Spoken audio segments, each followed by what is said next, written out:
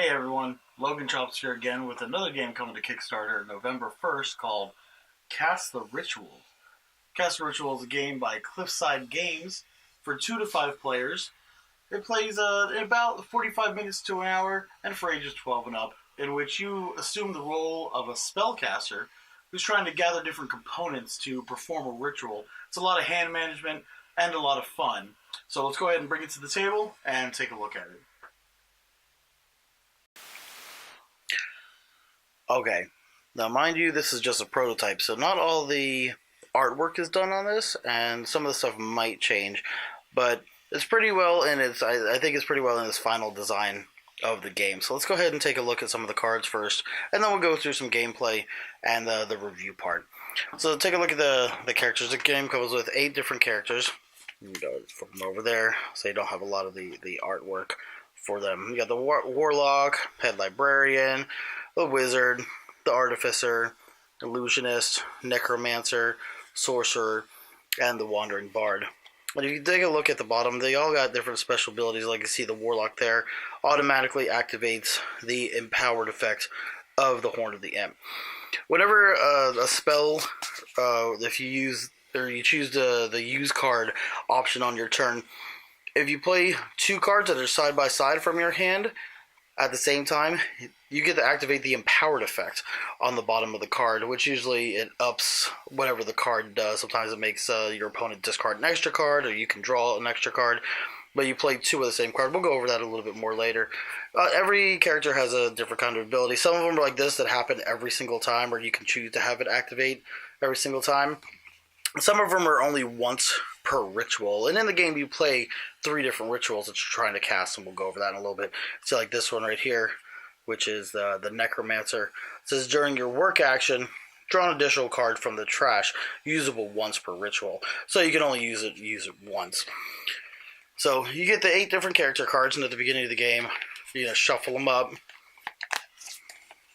Like this. Go ahead and give them a quick shuffle, shuffle, and you'll deal out to however many people are playing randomly. So let's say I'm playing, so I've got one there. Go ahead and say Gothy's playing, so she's got one over there. And go ahead and put the rest of them aside. Go ahead and see who I've got. I've got the Artificer. Looks like Gothy's got the Wandering Bard. The Wandering Bard's ability, during the work action, you draw an additional card for the trash, usable once per ritual. The Artificer is a lightning in a jar, automatically gains its empowered effect when it is being used as an attack spell. Okay, so we both got our little characters there. And let's go ahead and take a look at the ritual components. There's 6 different components in the game. You have the Lazy Haze Flower, Pixie Dust, Horn of the Imp. You have the Silver Shavings, the Scale of a Dragon, and Lightning in a Jar. It's got a nice little artwork there. And you can see these are all components because they got the little symbol for components up there, little bag symbol on them. So we're going to set these aside for right now because these don't come into play yet. But these are all the market cards, and this is basically what you're going to be manipulating and using during the game. Like I said, with the 6 different components I just showed you, here are the components from the market card that you'll have actually in your hand. These are used to lay out the ritual that you'll be performing. As you can see like this, they've all got the component symbol down here under their title. Like this is the Lazy Haze Flower. It's got a sword at the top because if you use the use card action on your turn, you can actually use it as an attack against a rival caster. Like the Lazy Haze Flower says, select a rival caster and make them skip their next turn, which is good so that they don't actually get to do anything on their turn. Or it's got the empowered effect where you choose a rival caster and make them skip their next turn. So you can do it to another one also if it's empowered. So you can make 2 casters skip their turn. Got all the different ones out there. They also, so you have the ones that you use for attack. We've got the ones right here, like this, the silver shavings right there, that have the shield on them.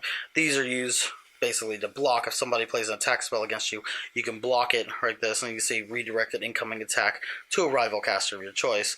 That's got the power empowered effect, gain the benefit of the attack. So when it bounces off somebody else, you can gain it. And then you got the regular ones that are just components. They don't actually have yeah, like this one, the pixie dust. Just components. They don't actually have attack or defense. But all of them have a gold symbol on the bottom right here, on the bottom of the banner. Like that one's 2 gold, 2 gold here, 3 gold for your Scale of Dragon right there. Because one of the parts of your turn, you can actually choose to buy cards from the market by discarding cards from your hand, and the gold value lets you draw certain cards. So those are just a sample of the 6 components there. The rest of the market deck is different cards that help with hand manipulation. Yours, the opponent's, drawing cards, different stuff like that. And like this one right here, Burn the Trash. It counts as 2 gold if you're trying to buy stuff. Put the top card from the trash into your lab, then shuffle the market and the trash together to make a new market pile. Now the lab is what you refer to your hand as. All the cards in your hand are in the lab. All the cards in the deck on the table are the market. The discard pile is a trash pile. And position refers to where the cards are at in the lab, in your hand. So we'll go over that in a little bit in a second. So to start off the game, we'll go ahead and put those. I've already got my character. You got Gothy's character.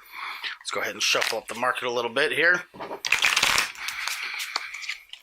Should also note that you've got gameplay instructions. I haven't gotten to those yet. That basically say the basic turn structure, and it has the monetary value and stuff for the cards whenever you try to cash in to buy them on the other side. So let's go ahead and got that quick shuffle right there.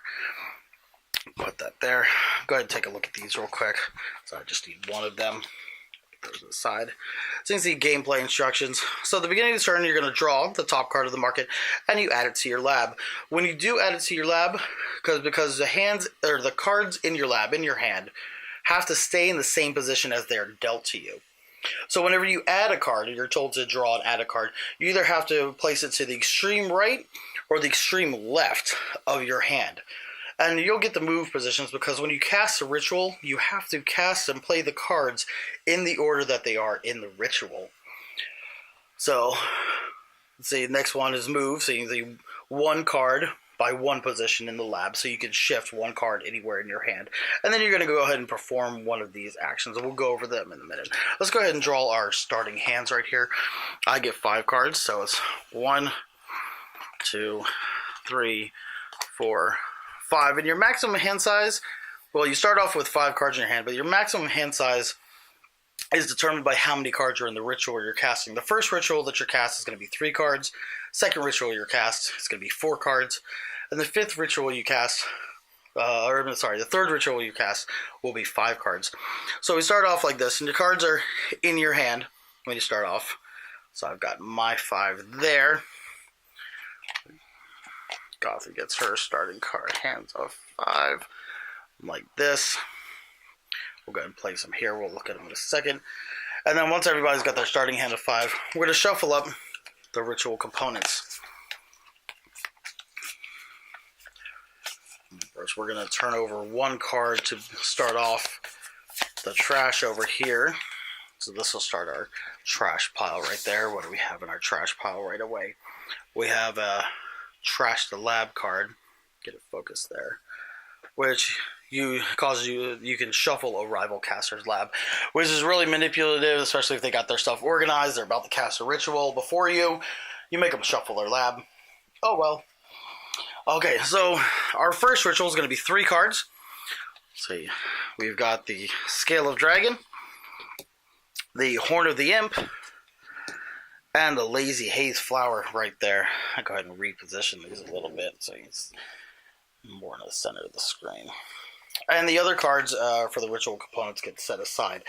So these are the 3 we're going to need in the order. And you can try to cast a ritual, but you can't do it on the first round of the game, the first turn.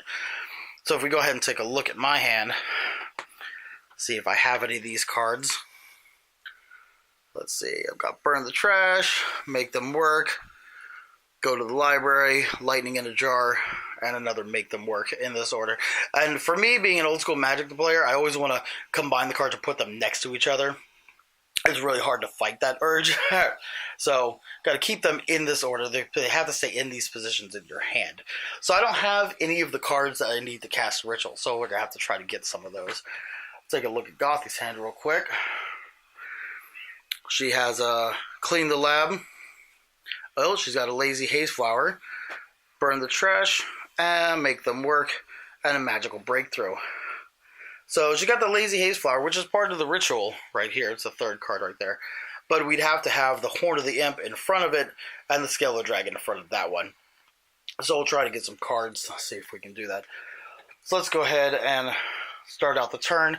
The beginning of the turn, like it says, you draw the top card of the market. You add it to your lab. So let's go ahead and get my lab in hand here. And go ahead and draw the top card of the market. See, it's a Dragon Scale, which we need. So whenever you draw a card, you got to figure out if you're going to place it on the extreme left or the extreme right of your lab. I'm going to go ahead and place that on the extreme left right there. Okay. Now we have the move, which you can move one card any position. When you do, you can take it from anywhere in your hand and move it one position, which basically means you just put it in between any other card or you put it in hand. Like I could take this, go to the library here for some reason.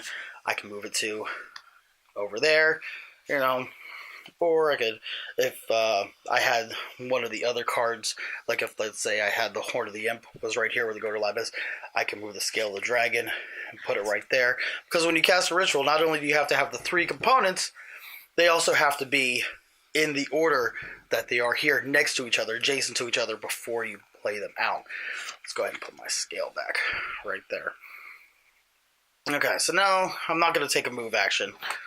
We'll go ahead and go to step 3, which says perform one of the following. You can either work, where you draw one card for the top of the market, or the trash, and of course add it to either side of your lab. You can prepare, which is reposition one card within your lab. So just like the free move action in step 2, you can move a card. You can use cards, where basically you cast one of the cards that use one of their abilities, because even the components have different stuff that you can do, where you follow the instructions on the card, and then you discard it to the trash.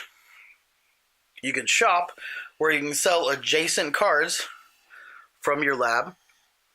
So you buy cards from the market or the trash, because you can not only buy from the market, you can buy from the trash. And for that, it's got a little handy guide for the coin value of the cards on the back. So the amount that you can sell cards for. So you can say if you discard 1 gold piece worth of cards, you get to draw 1 card. 3, you get to draw 2 cards. So it's 6 gold right here, you get to draw 3 cards. 10 gold, 4 cards, and so on. It's on the chart right there. And it's got a whole handy little chart of the symbols right there, and also tells you about empowering effects on the bottom. I forgot to mention that if you have the lightning in the bottle card next to one of the other cards, it also empowers the ability of a card. Not just playing the 2 cards next to each other at the same time. If you have a lightning in the jar next to another card and you play it like that, you can empower the card. Okay, so let's see what's next after shop. See, trigger ability. So this is where you can use the ability on your character card if you want to. Or you can try to cast a ritual. You play correctly ordered components from your lab. So let's go see. I think I'm going to use a card. I'm going to go ahead and use my Make Them Work right here. It says draw 1 card, then do another action this turn. Okay, so I'm going to play that one. So I will draw 1 card. Let's see where I want to place it. Oh, it's a Soul Gem. Soul Gems can be used to cast any spell or replace a missing component. So I only have the Scale of the Dragon. So I want to go ahead. I'm going to put it on that end over there. And then this says I can also do another action. So I'll go ahead and put it in the discard pile right there and choose to do another action. I'm going to choose the prepare action to go ahead and reposition 1 card. I'll take that one and I'm going to reposition it right on the other side of the scale so that I can choose to use it as either the Horn of the Imp or the Lazy Haze Flower. And then at the end of the turn, you go ahead and discard down to the ham limit, which is 5 cards plus the card count for the ritual, this being 3 cards, so the hand limit for this round, or for this thing, is 8. And then the play would pass to Gothylocks, where she takes her turn. This card game is really good. It's a lot of fun. It's a lot of hand management, a lot of hand manipulation between yourself and your opponent. To get the good, the bad, and the ugly part of the review, the good is it's a really fun game. It takes some strategy and a lot of hand manipulation. Like I said, the artwork is really nice, really cartoonish. I wish I could see more of the characters. I only had the Artificers, the only artwork that's done for characters. But all the other cards, the artwork on them are really nice. They're really, some of them are kind of cartoonish, like the Horn of the Imp. He's all sad. They cut off his horn. But it's really good. The bad is sometimes your hand gets full of cards and it's kind of hard to, especially keeping them in a row in order. Trying to see what you have and still keeping them in order. Fight the urge to not try to move them around and place like with like. I know Gothylocks was having trouble with that. And also holding, by the time we got to the third ritual, we had 5 components out here. And, we had our hand size as 5, plus we can have maximum 5, so we'd have 10 cards in our hand maximum. And her trying to hold the cards, and then see what each one is doing, get through them, make sure stuff is ordered right without moving positions. She was having a lot of trouble with that. But, it's manageable. Maybe get some little stands or something. Maybe get one of those, those card holders they use for kids in the stores. The ugly is that I wish I could see the full scope of this game. It doesn't seem to be too ugly. I guess the only really ugly part is that it takes a little bit of time. I know it says 45 minutes to an hour, but the first time playing we took about an hour and a half reading through the rules, getting it actually set up and figuring out what to do, not moving stuff around, this and that. It does take a little bit of time, especially at the beginning, getting going. It's kind of slow at the beginning. Draw cards, discard card, make somebody else discard a card, and trying to get stuff into the right position. It does start off a little bit slow, but believe me, it's a lot of fun. It's a great game. It's coming to Kickstarter the beginning of November, or end of October, beginning of November, here in a couple days. Go ahead and check it out, fund it. It'd be great to have as an addition to your gaming library. Thank you. Go ahead and like and subscribe. And hit that little bell notification button so you can get notified every time I post up another video. For some good podcasts, check out my friend Blake Leafy at the Getting Geeky with Gamer Leaf podcast. And go ahead and, if you check out on Facebook, check out the Giveaway Geek. He's got a lot of good giveaways coming up for a lot of good card games. Go ahead and like him on Facebook. Go ahead and follow him and get involved in some of those so you can possibly get some free games. Alright, thank you for tuning in. We'll see you next time. Logan Chops Reviews.